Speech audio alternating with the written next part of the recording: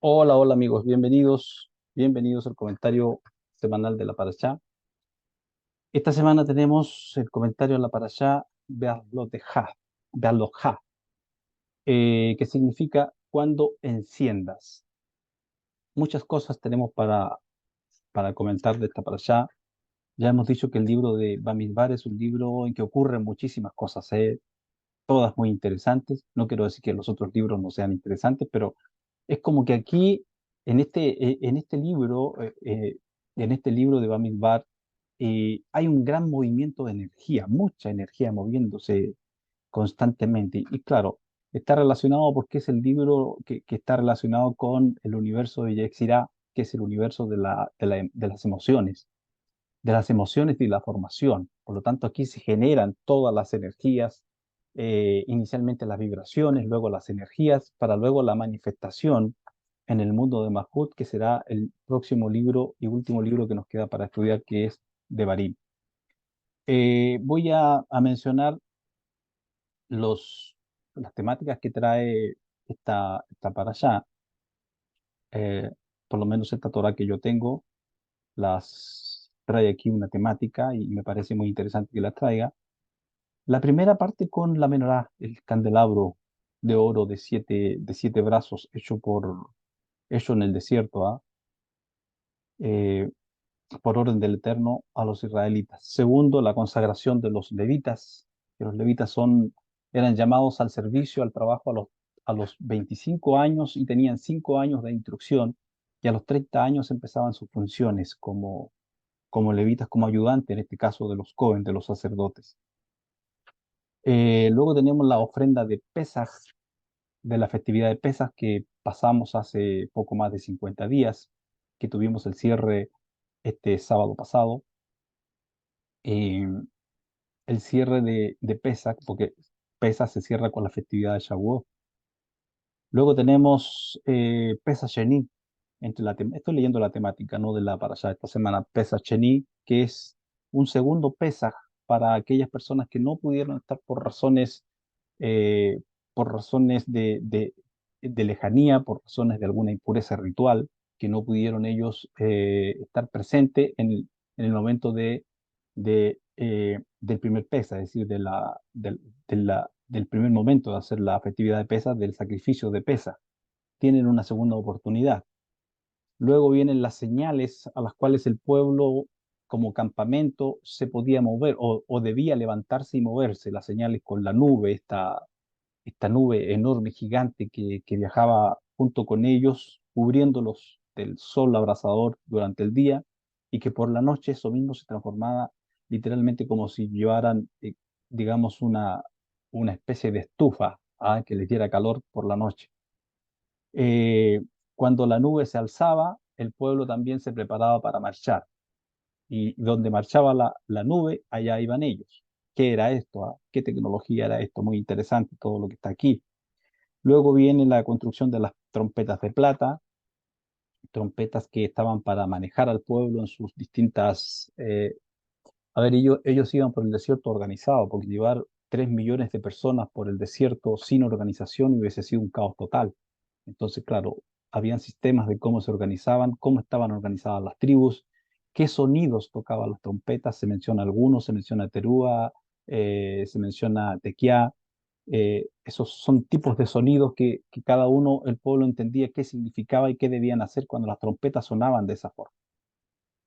Eh, el pueblo parte del Sinaí, el suegro de Moshe. Aquí tenemos un evento muy, muy interesante con el suegro de Moshe, Jetro, un hombre que tiene varios nombres en la Torá, Jetro, Reuel, varios otros más.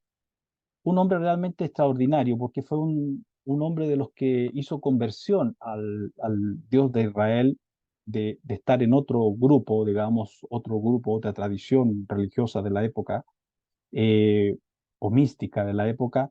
Él se acercó a Moshe, era el suegro de Moshe. Hay toda una historia detrás de esto, difícil, tengamos tiempo para mencionar eso, pero sale mencionado aquí el suegro de Moshe. La pregunta es, ¿por qué sale mencionado? Porque realmente era un hombre muy importante, un hombre muy valioso.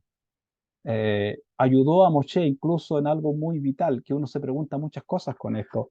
Moshe en un momento determinado dice que se sentaba a juzgar al pueblo, porque el pueblo, imagínense tanta gente, 3 millones de personas, había litigios entre ellos, se prestaban cosas, luego no se devolvían dinero o prendas o cosas así, y las discutían, las peleaban. Bueno, esas cosas las llevaban todas a Moshe. Y resulta que Moshe estaba desde la mañana, desde el amanecer hasta la tarde, al anochecer, ahí escuchándolos y litigando con ellos, para ver cómo solucionaban los problemas. Entonces, el suegro de Moshe lo observa en esto y le dice, mira, tú no podrás con toda esa carga. Y le da unas ideas y le da unas directrices de qué debe hacer. Y Moshe le viene muy bien esto, y lo hace y todo ocurrió muy bien. ¿Ah? Eso quiere decir que el hombre tenía no solamente inteligencia, había inspiración, inspiración que venía desde arriba, porque luego el Eterno no dijo nada. La pregunta que tenemos que hacernos aquí también, ¿por qué el Eterno no le había dicho eso a Moshe? ¿Ah? ¿Por qué no el Eterno no había, digamos, en chileno, como yo soy chileno, por qué no había saltado al Eterno y le dice, oye, Moshe, mira, estás haciendo la mala, hazlo aquí, hazlo allá? Lo había esperado. Posiblemente porque el mérito para decir esto era para este hombre, para el suegro de Moshe. No sabemos. Pero bueno, no importa. De todas maneras, el problema fue solucionado.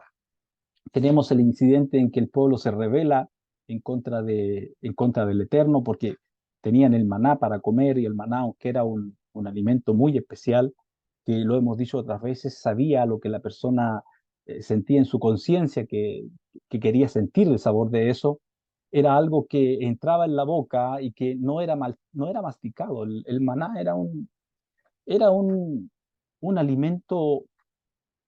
Yo creo que no era un alimento terrestre. ¿Eh? ¿Por qué razón? Porque está escrito en los libros de los sabios que era un alimento que tampoco necesitaba una digestión del pueblo. Es decir, las personas no necesitaban digerir, no habían letrinas en el pueblo, en el desierto, no había este tipo de cosas. Entonces era un alimento muy particular, muy especial este. Pero el pueblo igual se cansaba. Y bueno, queremos sentir la carne, queremos sentir esto, queremos sentir lo otro. ¿Y qué ocurre? Que el Eterno les envía codornices, codornices, y van por el desierto volando a baja altura y las cazan y tienen comida para muchos días. Pero esto viene junto con una plaga, porque en realidad si el pueblo hubiese pedido lo que querían con buena forma, obviamente hubiesen sido satisfechos. Pero el problema era que ellos no pedían de buena manera, sino que antes de pedir de buena manera empezaban a vociferar y a decir un montón de cosas que al final, claro, eso levantaba juicio en contra de ellos. Luego tenemos, en la temática, Moshe es secundado por 70 ancianos, bueno, los que veníamos hablando un poco. Eh,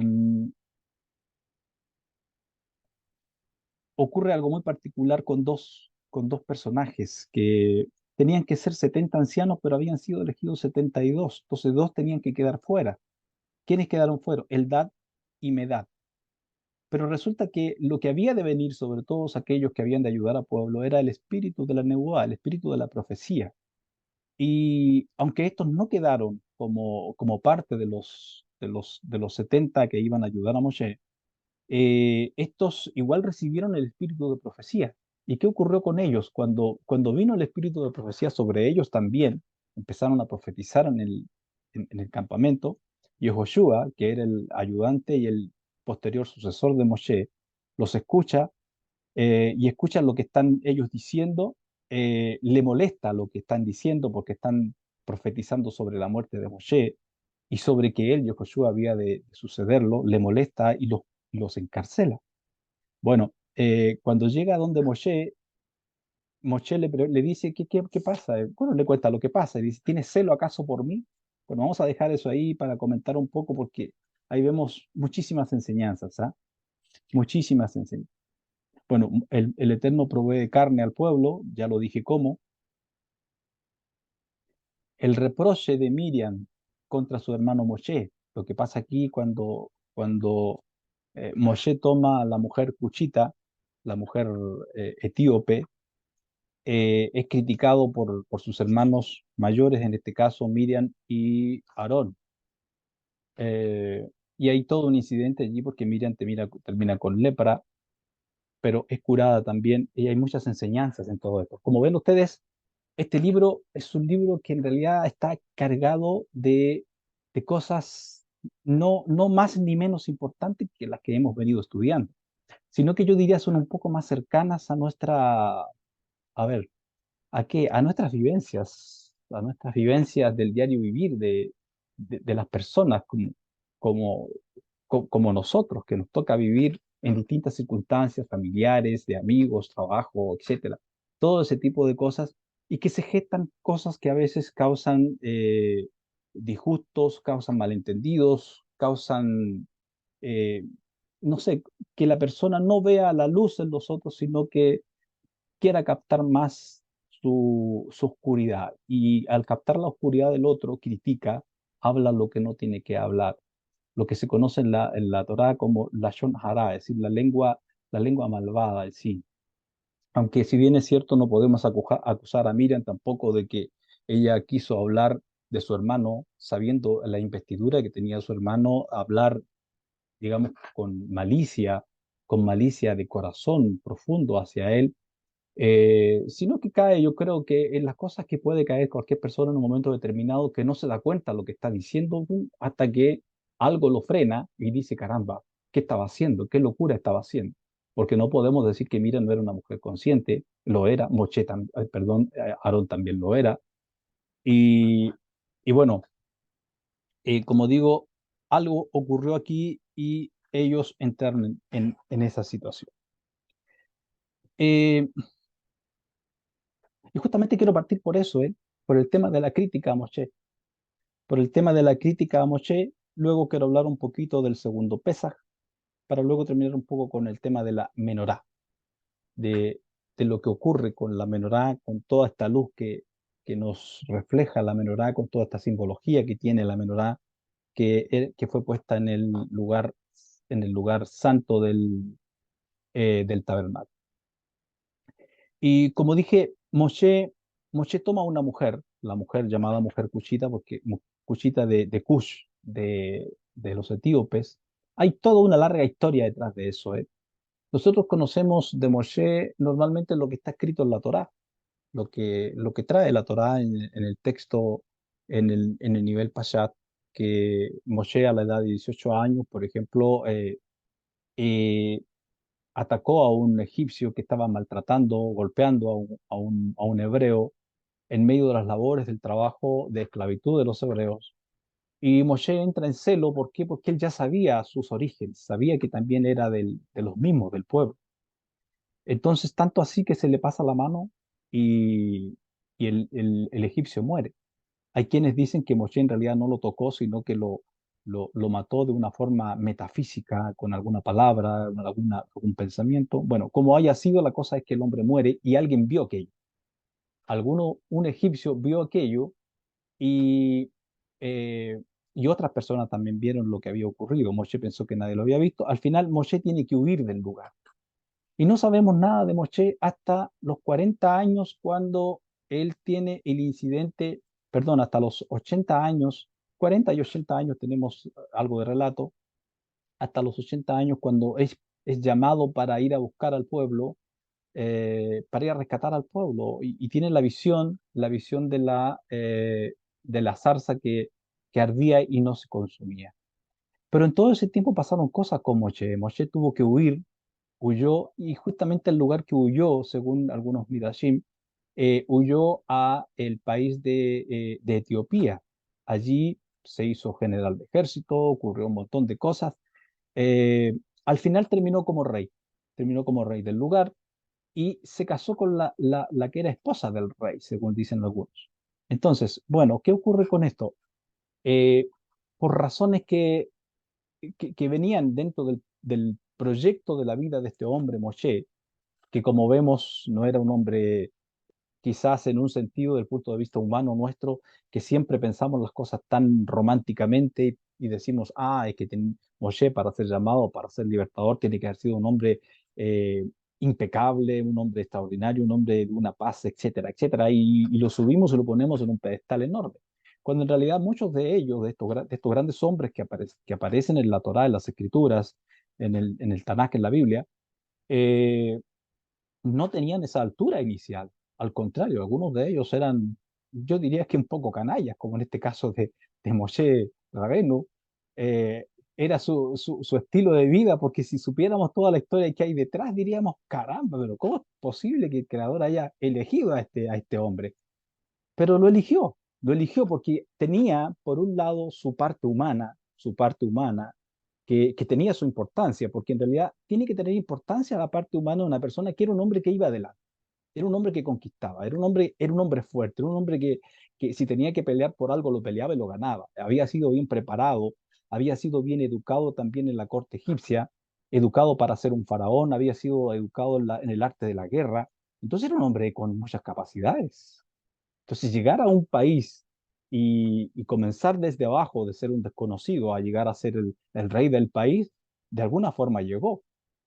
Entonces, esas cualidades fueron vistas por el creador. Lo que faltaba después era que, que, que cambiara, o sea, que cambiara de esas partes negativas que traía, esas partes en que su ego lo dominaba demasiado, que eso fuese cambiada, digamos, esa polaridad, y apareciera ahora la parte absolutamente positiva de Moshe.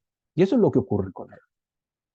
Y entonces no tiene que sorprenderlos de ninguna forma de que el creador utilice a personas como en el caso de este que estoy mencionando, Moshe Rabenu, que no tenemos ninguna duda de que fue un gran profeta. Y no solamente un gran profeta, está escrito en la misma Torá que no hay otro profeta como Moisés, porque cuando el Eterno defiende la causa de Moisés delante de sus hermanos, de Aarón y de Miriam, él dice, yo con ustedes y con cualquier otro profeta voy a hablar por sueños, por cosas borrosas y con señales de ese tipo, pero con Moisés yo hablo con él, dice, yo hablo cara a cara. Yo no ando con cosas difíciles que él no pueda entender, no, yo le hablo claramente. ¿Ah? Moshe llegó a ese nivel, es decir, de un nivel muy bajo que tenía en un sentido, digamos, humano, de un nivel bajo, de un nivel de mucho ego posiblemente, llegó al nivel más elevado de trascendencia como ser humano, que al creador le gustó mucho, y por eso fue que lo eligió. ¿Ah? Entonces, esto es una enseñanza para todos nosotros que a veces quizás nos podamos ver con tantos defectos. Una persona dice, no, no, que yo no me acerco porque yo soy muy aquí, yo soy muy malo, he hecho tantas cosas. Es justamente usted quien tiene que venir, y justamente usted quien puede sacar de ese agujero tan profundo que tiene, pues subir al lugar más alto, porque quien baja más es quien más puede subir también. Entonces, eh, es una muestra de que el Creador no mira lo que nosotros miramos externamente. Esto me recuerda lo que le dice el Eterno al profeta Shemuel cuando el rey Shaul había desobedecido la orden del Creador, y el Eterno llama al profeta Shemuel, gran profeta Shemuel, y le dice, mira, vete a la casa de Isaí, porque de entre sus hijos me he provisto de rey, y al que yo te diga tú ungirás. Entonces parte el profeta con su cuerno lleno de aceite de unción y llega a la casa de Isaí. ¿Y qué ocurre? Y le pregunta, le dice, quiero ver a tus hijos, dice el profeta a Isaí. Y Isaí le empieza a hacer sacar a sus hijos uno por uno y empiezan a aparecer. El primero con una estampa espectacular. Eran hombres muy guapos, muy hermosos, muy bien hechos. Y caramba, cuando ve al primero, que se llamaba Sama, eh, el profeta Shemuel lo ve, lo observa y dice, seguro estoy aquí ante el ungido del Eterno. Pero el Eterno le habla al corazón y le dice, no, le dice, él no es el ungido. Le dice, porque yo no miro lo que ven los ojos del hombre. Yo no miro lo hermoso de su parecer. No miro lo grande de su estampa ni de su apariencia. Yo miro el corazón del hombre. Y pasan todos los hijos de Isaí. Y el Eterno le dijo, no, ninguno de estos es. Entonces, ¿qué pasa con Shemuel? Le pregunta, ¿y estos son todos tus hijos? Y Isaí le dice, no, queda el último, dice que anda por ahí apacentando las ovejas. Bueno, le dice, no nos sentaremos a comer hasta que él venga. ¿Quién era el que andaba apacentando las ovejas por ahí? Era el gran y nada menos David, el famoso y gran y nada menos que el rey David. Y cuando llega a la casa y viene de camino, cuando apenas lo ve el profeta, el Eterno le habla y le dice, él es un ¿Qué era? Un hombre que venía detrás de la majada, maloliente posiblemente, típico de un pastor que cuida ovejas, cabras, no con muy buena apariencia, porque ¿quién va a trabajar de buena ropa, ¿no? ¿Quién va a hacer ese tipo de trabajo con el mejor traje que tiene? Y cuando a David lo están ungiendo, pero ¿qué está pasando aquí? ¿Qué está sucediendo? Este hombre está loco. ¿Qué le pasa al profeta?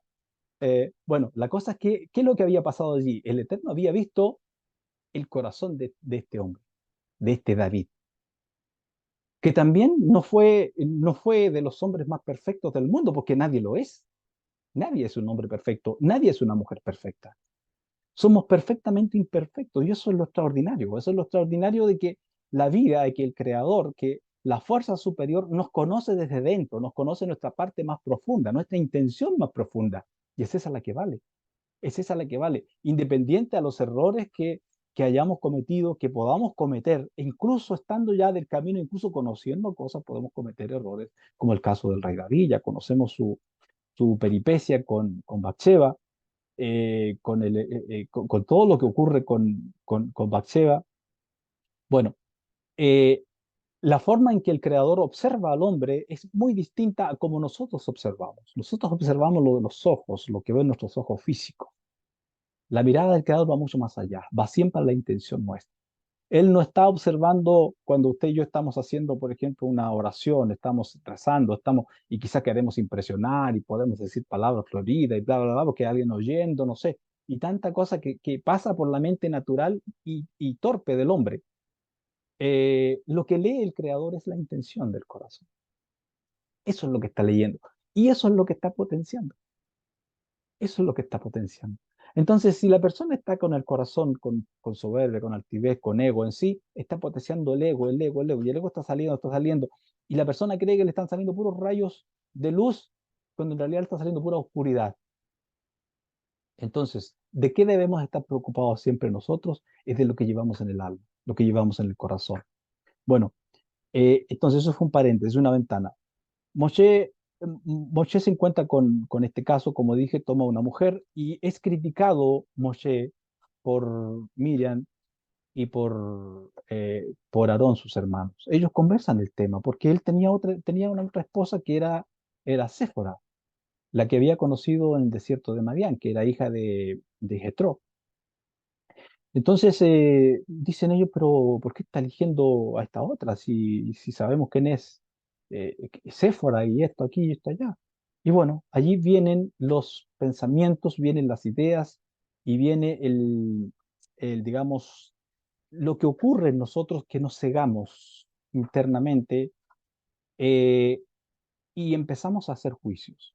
Empezamos a hacer juicios sin entender de qué está ocurriendo y que y nos olvidamos del Creador. Eso es lo que se llama un Hilul Hashem. Un, un Hilul Hashem Hilul viene de la palabra halal, halal que es vacío, vacío. Lo mismo que hemos hablado cuando hemos hablado en Kabbalah en algún momento, que yo he hablado un poquillo de esto, del halal inicial, del vacío inicial, que la luz infinita se retiró hacia los lados y creó un vacío. Entonces, ¿un vacío de qué? Un vacío de la luz. Es un cierto punto para nuestra imaginación y nuestra mente natural. Quedó un espacio en el universo, no en el universo, en el infinito, un espacio vacío de la luz de él. O sea, el creador se retiró, podemos decir, en un sentido, aunque él no se puede retirar de un lado por completo porque todo lo llena. Eh, y entonces la persona dice que cuando la persona entra en un estado de, podríamos decir, de semilocura, de ignorar que el Creador está en todas partes, que no puede haber ningún milímetro donde no esté Él, que puede estar aparente en un sentido retirado en sí, la luz se apartó y dejó un espacio vacío para crear la creación inicial. La persona cree que también puede crear un espacio en su mente, en su ser, en un momento determinado y decir, aquí no me va a ver, aquí no va a estar el creador. En este momento, yo estoy como burlando, nadie ve nada aquí. Es, es la torpeza humana, es la ignorancia, es la clipá, son las clipot iniciales que atraparon la luz. Y la luz no es más que conocimiento, ¿eh? Porque la palabra conciencia, da'at, en el hebreo es conocimiento, es conocer, es la conciencia. Entonces, esa es una de las razones que paso aquí, digamos, a decir esto, es una de las razones de por qué ignoramos tantas cosas. Porque una clipa, una cáscara envolvió conocimiento y lo perdimos ahí. Entonces la persona pierde, como tiene esa pérdida de conocimiento en sí, tiende a pensar en sí mismo de que allí no va a ser visto, que el creador no verá lo que está ocurriendo ni lo que está haciendo. Entonces algo así le pasó a Miriam con Aarón. Pensaron que en ese momento, y dijeron además también, dijeron, ¿acaso por Moshe solamente ha hablado el Eterno? ¿No habla también por nosotros? Porque Miriam y Aarón eran profetas también. Aarón era profeta y sacerdote. Miriam era profeta. Se dice que el grifo de agua que iba por el desierto, esta roca que les daba agua en ciertos momentos, era por mérito de Miriam. Eh, entonces, Miriam entró en ese estado, digamos, de la torpeza que nos puede ocurrir a los seres humanos en un momento determinado, de decir, pero es que yo sé también, ¿ah? Yo soy un gran sabio, yo soy una gran sabia, entonces a mí también se me revelan cosas, a mí también, yo también tengo espíritu de nebuá, de profecía, etcétera, tantas cosas que nos puede decir el ego. Bueno, ¿qué ocurre? Eh, que viene lepra sobre Miriam, viene lepra sobre él. Y aparece Moshe y obviamente le informan lo que está pasando. Moshe, su hermana mayor, con Miriam, ya se sabe el cariño que se tiene que hay entre hermanos, ellos eran muy buenos hermanos, está claro, al punto que trabajaban juntos y fueron puestos por el mismo creador para trabajar en todo ese proceso juntos. Entonces, cuando la ve en esa condición y sabe lo que ha ocurrido, Moshe eh, pide al Eterno que la sane. Y hay quienes dicen, hay comentaristas de la Parashá, de la Torá, apoyados en algunos textos del Zohar, dicen que Miriam hizo aquello. Bueno, estos son las elucubraciones del comentarista, ¿no? De todos los comentaristas que en algún momento profunda o menos profundamente comentamos la Torá. Vienen muchas cosas al corazón en ciertos momentos, entonces, bueno, se pueden poner por escrito y no pasa nada. No, no pasa nada cuando hay buena intención. Dicen que lo que quiso Miriam posiblemente era conocer el secreto, cómo Moshe sanaba, cómo curaba a las personas. ¿Cuál era el secreto? ¿Qué nombre usaba Moshe para curar? ¿Y cuál era el nombre? Porque el nombre lo sabemos ahora, está escrito en la Torá. Es el Narrefanalá. Entonces, pero claro, para ese entonces Miriam no lo sabía, porque la Torá fue escrita, como lo he dicho para allá pasada, en un periodo de más o menos 38 años, un poco más. Si lo que se recibió en Matán Torá fue solamente los Aseret Dibrot, las 10 elucubraciones, una parte por el todo. Entonces, bueno, como sea, la cosa es que Miriam pagó el precio de tener lepra por 7 días y estar apartada del campamento. Y en ese sentido, ser juzgada posiblemente quizás no todos, ¿ah? No todos el pueblo, había gente con conciencia, no la juzgaron, pero sí mal vista posiblemente por muchos, porque fue relegada donde estaban los leprosos. Bueno, ¿qué vemos aquí, Moshe? Moshe en poder de otros se molesta y se enoja. ¿Qué saben ustedes? ¿Qué saben ustedes lo que yo he hablado con el creador? ¿Qué saben ustedes de esta cuchita? ¿Ah? De esta mujer cuchita. ¿Qué saben ustedes lo que yo tengo? ¿Qué saben lo que hay? Pudo haber dicho eso perfectamente, ¿no? Porque si el creador no le había llamado la atención por lo que estaba haciendo, ¿cómo era posible que llamara la atención sus propios hermanos y lo juzguen así? Pero Moshe era un hombre muy humilde. Y esto es el contraste de lo que estaba diciendo inicialmente, que Moshe vivió un mundo, una vida compleja, yo diría con mucho ego en su vida, y ahora lo vemos a Moshe convertido, la Torá mismo lo dice, en el hombre más manso de la tierra. Todo ese proceso, ese título, no sé exactamente en qué momento se lo pusieron a Moshe en la Torá, en qué momento aparece, por el extracto, o sea, por el tiempo en que fue escrita la Torá. Eh, no lo sé exactamente, pero sin embargo ya Moshe había tenido los primeros encuentros con, con el creador, digamos en este caso con el ángel del creador, este gran ángel llamado Metatrón, ya había tenido estos encuentros con él en el monte Sinai. Entonces, Moshe ya había subido al monte, ya su rostro ya resplandecía, porque sí, cuando Moshe bajó del monte, su rostro resplandecía, o sea, tenía un fulgor enorme, al punto que tenía que taparse el rostro. Y Yehoshua también, y Yehoshua también. Por eso ahí hay una cosa entre ellos dos, que uno es llamado el sol y el otro es llamado la luna. Moshe es llamado el sol, que es el que tiene el reflejo, o sea, que es el que tiene la luz en sí, y Yehoshua, el reflejo era llamado la luna. ¿Por qué? Pero le vino porque Yehoshua estaba cerca de él cuando subieron al monte. Yehoshua llegó hasta cierta parte del monte y allí le dijo Moshe, espérame aquí, yo subiré a la parte más elevada. Y el primero en ver y recibir esa conexión de energía del mundo superior, aparte de Moshe, fue Yehoshua, y también le alcanzó esta energía en que su rostro resplandecía, pero en menor fuerza, como ocurre con la luna. Es muy distinto mirar el sol a mirar la luna. O sea, el sol, si lo miramos a mediodía, nos podemos quemar los ojos.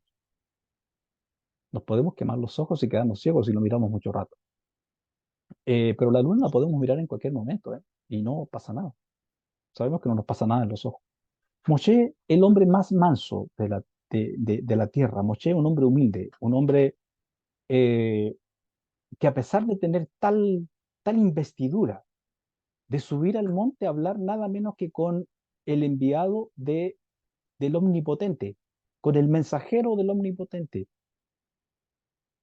con el que tenía poderes absolutamente extraordinarios. Y Moshe no solamente subió al monte, subió más arriba del monte, porque creemos, a veces se piensa que Moshe solamente subió al monte y allí tenían como una salita, ¿ah? Un lugar donde le ofrecieron café a Moshe, galletas, y allí le fueron entregando el conocimiento. No, Moshe subió a mundos muy superiores, a mundos muy elevados, a estados de conciencia de lo más elevado que puede subir un ser humano. Porque recordemos que Moshe alcanzó los 50 niveles. Y más allá de eso, es probable que haya alcanzado los 125 niveles en que un hombre puede alcanzar de conocimiento y de cercanía con la fuerza superior. Moshe subió hasta allá, pero sin embargo y aquí se produce el contraste de que cuando la persona tiene más, es más humilde, es más sencillo.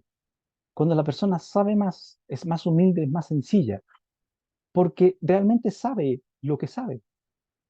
Y sabe que lo que sabe, aunque sea enormemente grande, pero no es todo. Simplemente sabe que sabe un poco más que los otros. Y que eso lo pone por sobre los demás, pero a la vez también lo pone como un sirviente de los demás. Porque, ¿qué pueden hacer los otros por él que él no puede hacer por sí mismo? Pues nada, nada. El único que puede hacer algo por alguien es él o ella, porque tiene un nivel de entendimiento y conocimiento y de cercanía, y de igualdad de forma con el Creador, que puede manifestar lo que quiere para otros. Y los otros no pueden manifestar para él lo que él pueda necesitar, porque él lo manifiesta solo. Entonces es una persona que está en un nivel de, no vamos a decir plenipotenciario, porque eso corresponde al eterno, pero sí en un nivel de, de falta de carencia, sin carencia, sin carencia. Un sujeto como Moshe Rabenu era un hombre que no tenía carencia en su conciencia. La razón es muy simple. Él podía vivir perfectamente en la conciencia de la dualidad como en la conciencia de la unidad. Podía subir, bajar, Es decir, la escalera del árbol de la vida era algo que él lo estaba haciendo constantemente y al instante. Todo dependía de qué le tocaba hacer. Si le tocaba hacer un milagro, pues subía, inmediatamente subía a Keter. Si le tocaba algo simple, pues estaba abajo con la gente. Ese era Moshe, ese era Moshe. Y Moshe era un hombre extremadamente humilde, como digo. Y voy a tomar la otra parte para terminar esto de la humildad de Moshe, que es de lo último que mencioné en la parashá, de la temática, cuando Yehoshua ve que dos hombres, como dije, que habían sido elegidos también para los 70 ayudantes de Moshe, eh, habían quedado fuera, por suerte esto habían quedado fuera. Pero sin embargo vino igual sobre ellos el espíritu de la Nebuá, el espíritu de la profecía.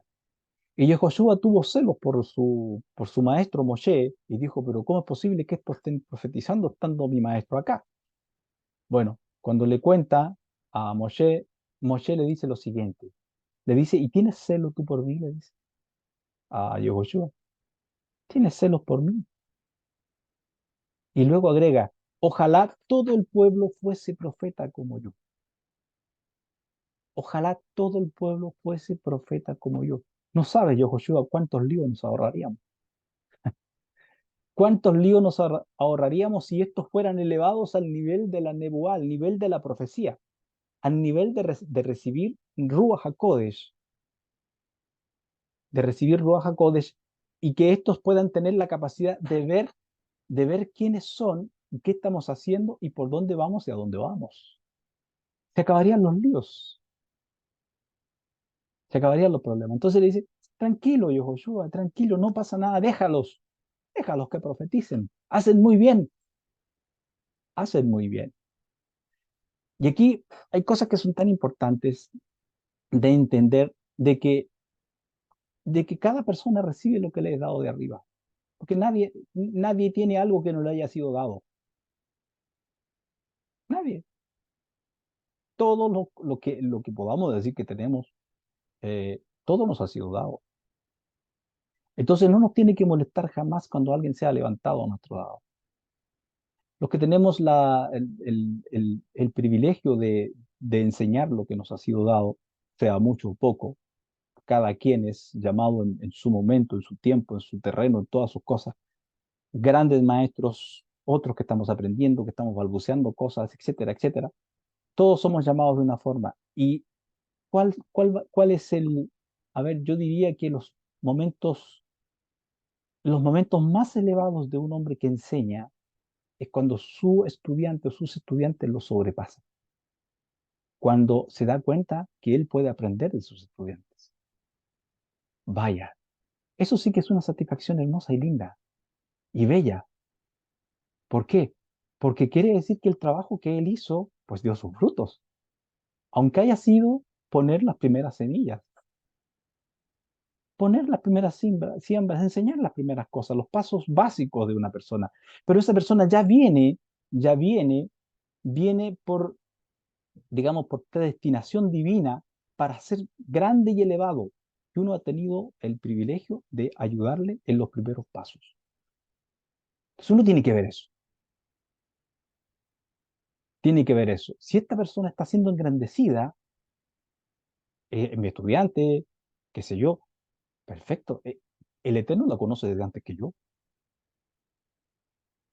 ¿Qué le dice el Eterno al profeta Yirmiyahu? Le dice, desde antes que te formaras en el vientre de tu madre, yo te conocí y te di por Naví, por profeta a las naciones. Entonces que después él haya tenido maestros y le hayan enseñado. ¿De quién es el mérito? Claro, los maestros tienen mérito, por eso es que los estudiantes siempre debemos respeto a nuestros maestros. Debemos respeto a ellos, como respeto a nuestros padres, y nuestros padres han sido nuestros maestros también en tantos aspectos. Pero quien conoce todo y quien trae todo es el Eterno, es Él.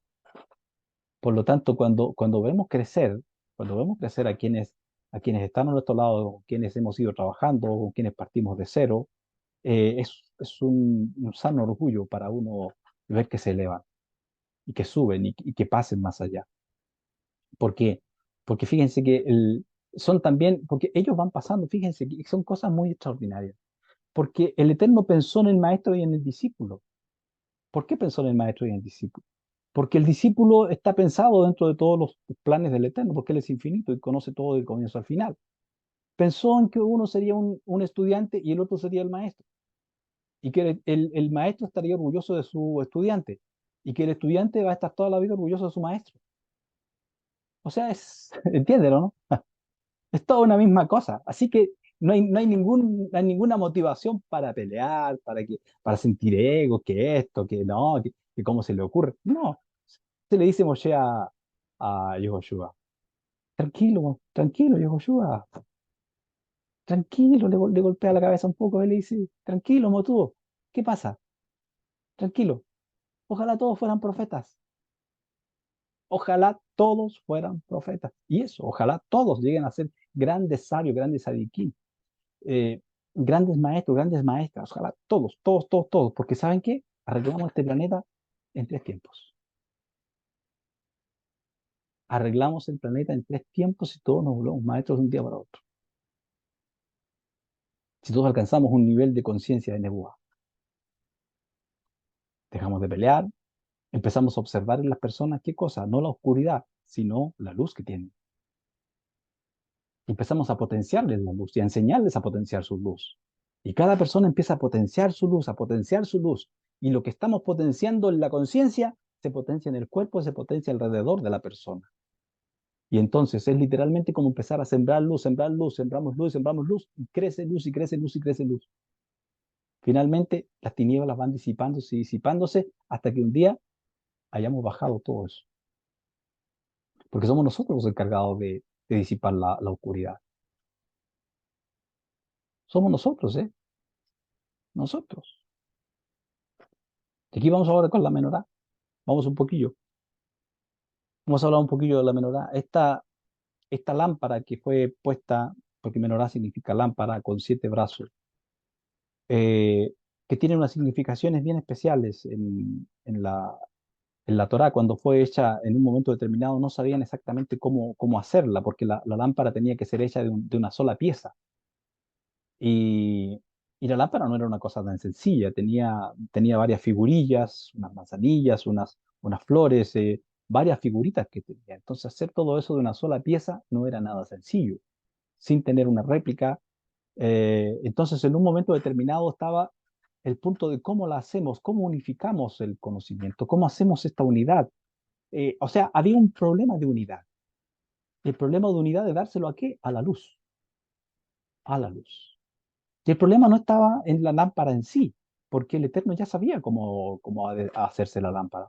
El problema estaba en que el corazón de los artesanos, y incluido Moshe también en todo esto, Bezalel, que era el artesano principal, que era un muchacho como de 13 años, eh, pero un sabio total, extraordinario. Entonces, ¿cómo lo hacemos? ¿Cómo hacemos? Había una desunidad entre ellos, ¿cómo realmente hacerla? Que finalmente en un momento determinado había que tirar el oro al fuego, había que tirarlo y de allí la menorá se hace sola. La menorá se hace sola. Entonces, ¿qué tenemos allí metafísicamente? Cuando tenemos problemas en sí y no nos ponemos de acuerdo en algo, es porque no estamos unificando las luces internas que tenemos. Porque aunque esta menorá, si ustedes se fijan en el texto de la Torá, se le indica a Moshe cuando el sacerdote suba a encender la menorá, dice, ocúpate y fíjate que las lámparas alumbren todas hacia la del centro, hacia el centro. ¿Qué significa el centro? La menorá tenía un brazo central, un pie central, y 3 por cada lado, símbolo de Seirampín. Seirampín y Nubba, son las 7 sefirot ahí. Las 6 sefirot de Seirampín y Nubba, que es hacia, que corresponde al pie de la menorá. Entonces, tenemos ahí claramente las emociones en sí. Entonces, el secreto que está allí es que las emociones están con cierta desunión, están con, no que esto, no que lo otro, me parece aquí, me parece allá. Cuando se llega a la unidad de la emoción, las luces alumbran todas hacia un lado. ¿Hacia dónde? Tanto las luces que están a la derecha, que indica Gesed, que indica misericordia, como las lámparas que están a la izquierda, que son del rigor, iluminan todas hacia la del centro. ¿Y la del centro qué es lo que es? Es la unificación. Cuando se produce eso, ¡pum!, sale la figura. Sale la figura, es decir, la luz cumple su función. La parte emocional de la persona, la parte, deja de tener el problema de que una luz dice una cosa, que la otra dice otra, que Gesed dice una cosa, que Geburah dice otra, que Nexa es una, que Hod otra, que Tifer es otra. Cada una dice una cosa distinta. No hay unificación. Para los que conocen un poco más profundo de Kabbalah, saben lo que ocurre con las primeras orot en el Silsunale. Cuando estaban allí las 7 sefirot, estas que estoy mencionando, las de Seirampin y Nugba, están las 7 sefirot, y estas estaban en completa desunión. Pero estas no pudieron resolver el problema que resolvemos aquí con la menorá y con los artesanos. Es decir, no estaba, Moshe pudo resolverlo, pudieron encontrar la unificación de las luces entre ellos. Las luces iniciales en el mundo cosmogónico arriba, que dio origen a todo el universo que tenemos acá, no pudieron llegar a eso, porque tampoco estaban hechas para eso en ese momento. El trabajo había de venir con nosotros, de la unificación de la luz, de modo de quitar la clipá. Pero ¿qué ocurrió en el comienzo, cuando hubo la Shefirah Kelim, es decir, la ruptura de las vasijas iniciales? Cada una quería decir, no, es como yo digo, yo voy a ser la que gobierne este mundo. La otra decía, no, yo voy a gobernar este mundo, es como yo digo. Y la otra abajo, no, yo voy a hacer. Entonces, ¿qué pasó? ¡Pum! Llegaron a colisionar. Colisionaron, y en esa colisión que tuvieron, aparecieron las clipot, las primeras cáscaras que tomaron de esa luz inicial, de altísima calidad, obviamente. ¿Y qué fue lo que encapsularon? Encapsularon conocimiento. Y esa encapsulación de conocimiento lo conocemos hoy como la oscuridad, como el mal, porque allí comenzó el mal. El mal no comenzó en Génesis, el mal comenzó en este punto que estoy diciendo, en el mundo cosmogónico, que luego vino y bajó y viene hasta ahora a nosotros. ¿Y el mal cómo se manifiesta aquí en nosotros? Desunión, desunión, separación. El mal siempre quiere separar. De ahí hay un dicho de alguno de los filósofos que dijo, desune y vencerás.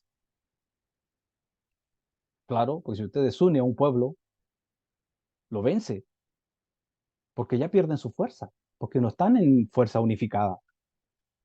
Cuando la fuerza está unificada, un pueblo es imposible de vencer. Cuando una persona también está unificada internamente en sus luces, en sus sefirot, en sus energías internamente, la fuerza que tiene es impenetrable por las fuerzas de la citra acra, de la oscuridad. No es posible que entre. Pero si empieza con desunión, si empieza con una cosa, con la otra, y empiezan a desunirse las energías internas, la persona empieza a crear brechas en su mundo, empieza a crear agujeros en su mundo, y por allí se meten las fuerzas de la oscuridad, causan daño a la persona. ¿Cómo? Ahora, pero para ser más específico en esto, ¿cómo nos causa daño nuestra propia conciencia en sí? ¿Cómo nos causa daño el Satán desde dentro de nosotros? Por ejemplo, metiéndonos dudas, metiéndonos dudas. No, tú no puedes, no, imposible, eso no es para ti, no, eso no lo puedes hacer, eso solamente lo pueden hacer los grandes profetas, los grandes sadiquín pueden hacer esas cosas, tú no, ¿cómo se te ocurre? Tú no puedes hacer eso. ¿Y qué hace la persona? Le hace caso a esa vocecilla que es una vocecilla que no viene del mundo superior, viene del mundo inferior. Pero la persona no está firme en su posición interna y hace caso a esa voz. Y al hacer caso a esa voz, ¿qué es lo que ocurre? Pues termina perdiendo. Termina perdiendo, termina siendo deshabilitado, desarmado internamente. Porque toda la armadura que llevamos nosotros la llevamos internamente. Desde dentro hacia afuera nos viene la caída, no desde fuera hacia adentro. Por fuera, ¿qué se puede hacer? Se puede matar el cuerpo. El maestro de Nazaret dijo así: no temáis a los que matan el cuerpo, dijo, pero nada más pueden hacer. Temed a aquel que puede no solo matar el cuerpo, sino también destruir Habla del alma, ¿eh? Habla del alma. La pregunta es, ¿puede ser destruida el alma de una persona? La respuesta es que sí, porque si decimos que no, estaremos diciendo lo que he dicho más de una oportunidad, que el creador creó una roca más pesada que no puede luego levantarla. Estamos hablando del infinito, estamos hablando del omnipotente, que conoce todos los caminos y todo lo que ha hecho y ha subido en corazón de hombre y vaya a subir en algún momento, ya puede subir en el corazón de hombre porque el creador lo creó, lo hizo. Él lo hizo. Lo emanó, lo creó, lo formó y lo hizo. Entonces allí luego nosotros podemos hacerlo recién. No hay ningún imposible para él, absolutamente. Solamente desde dentro hacia afuera nos podemos destruir, autodestruir, traer autodestrucción a nosotros, autodolor, autosufrimiento, autoenfermedad. Sabemos que las emociones, sabemos con mucha claridad desde el Zohar que las emociones son las que enferman al hombre, porque como está escrito, el Satán ataca desde dentro, desde la emoción interna. Cuando la emoción del hombre es desequilibrada, el cuerpo empieza a somatizar. Cuando se equilibra la emoción del hombre, esa misma emoción que en un momento determinado se tornó negativa y empezó a somatizar al cuerpo, a que cause enfermedad, esa misma emoción se pone en la energía y en la posición correcta, esa misma emoción trae la sanidad. Así que las personas que me están oyendo y que tienen algún problema de salud, sepa usted que la enfermedad que lleva en su mundo la ha generado usted mismo, la generamos nosotros mismos. Y si la generamos nosotros mismos con nuestra mente, con nuestra conciencia, quiere decir que también la podemos eliminar nosotros mismos con nuestra mente y con nuestra conciencia. Porque recuerden una cosa lo que he dicho, lo que por donde va nuestra conciencia, lo que generamos en nuestra conciencia, eso va a potenciar el infinito, el creador en nosotros. Porque es la misma energía que está detrás, que pasa por nuestra conciencia y allí toma un giro. Fíjese lo que voy a decir aquí, porque estas cosas son los grandes secretos de la vida. Cuando la energía que pasa a través de nosotros, que es la energía divina, pasa por nuestra conciencia, donde tenemos un libre albedrío aquí en este mundo, en este mundo físico, nosotros le damos la energía con que queremos que salga, el sabor con que queremos que salga. Si queremos que salga con bien, saldrá con bien y saldrá para vida. Si queremos que salga con mal, saldrá con mal y para muerte. Entonces, usted y yo generamos internamente la energía que viene de una misma fuente. En nosotros cambia el tono. Somos como un cristal que cambia el prisma de la luz infinita. Y luego allí tenemos los resultados.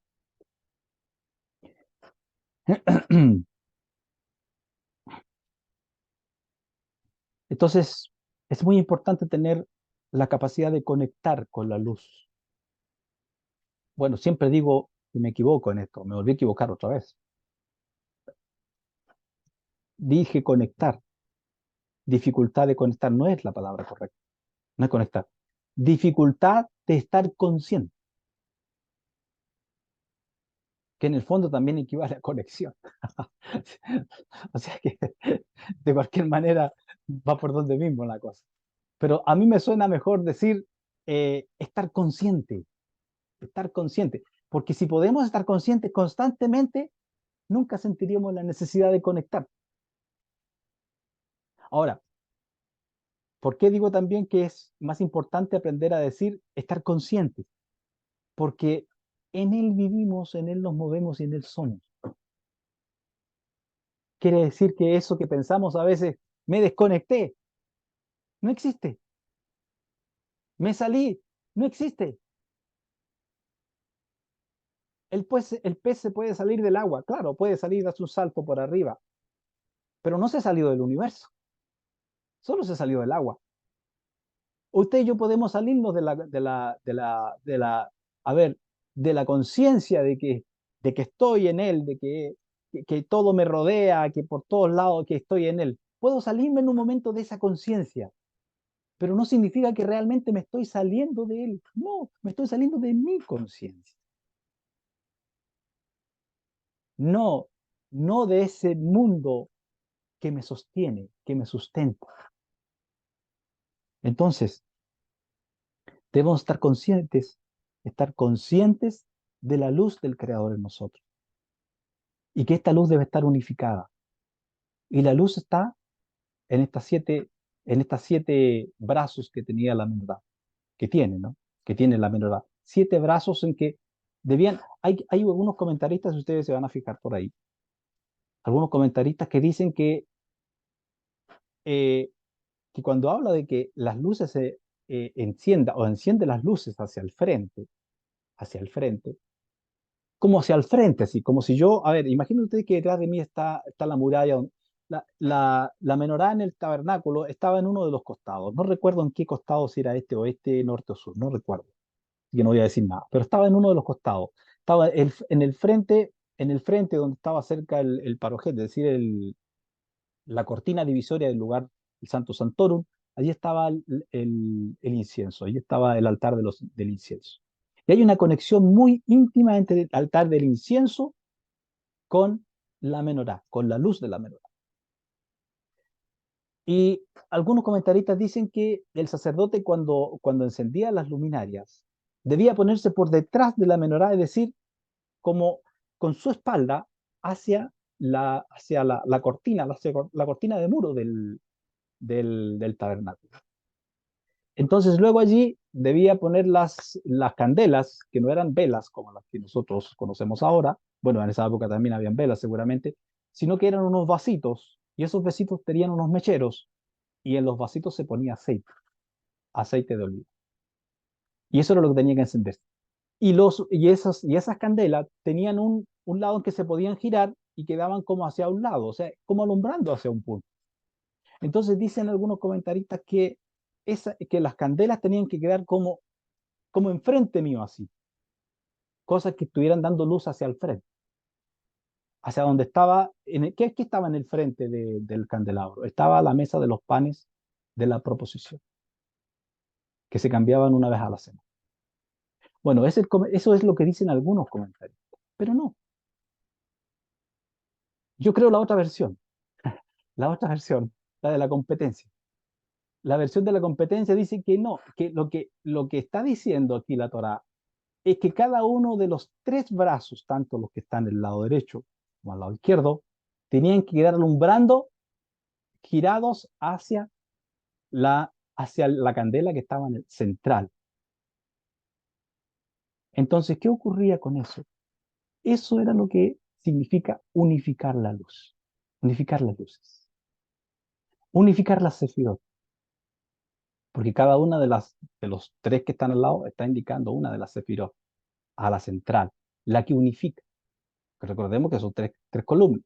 Columna de la derecha, la de la misericordia, con una de la izquierda, el rigor, con una del centro, la que unifica ambas.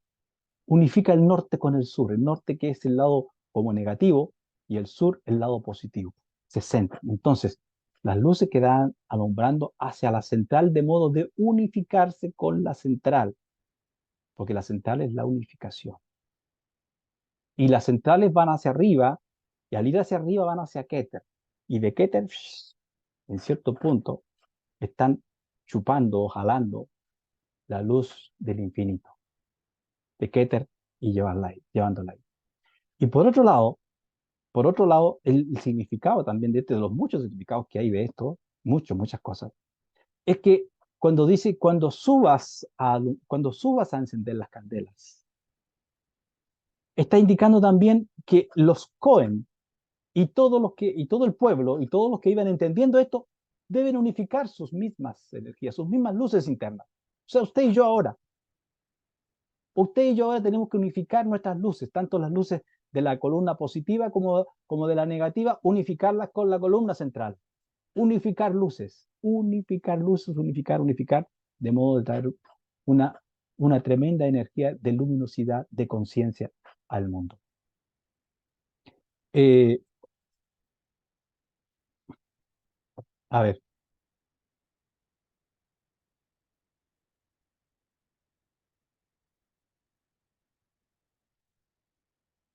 por último digo que con esto termino,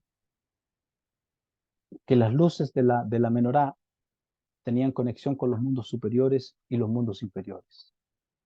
Porque la menorá, si bien es cierto, tenía 7 brazos y podemos, claro, sacar allí las 7 sefirot desde Irampín, pero por otro lado también la menorá, como dije, tenía varios puntitos y cada punto de unión entre las sefirot laterales y la central tenía un punto de unión y había unas figuritas y hay otras figuras más abajo que podemos sacar perfectamente las 10 sefirot. Entonces, hay una unificación entre las luces superiores que están Keter, Jogma, Binah y luego todo el resto. Es decir, de cualquier manera, la menorá nos conecta con el mundo superior, eh, con con el mundo de Keter, que a Keter bajamos las chispas o nos bajan las chispas a Jogma, de Jogma a Binah, y Binah es la que trae toda la energía después por Seir Anpin hasta Malkut, nos llega el Shefa y nos llega toda la bendición. Bendiciones para todos, muchísimas gracias. Nos vemos, si el Eterno permite, en el próximo comentario. Shalom.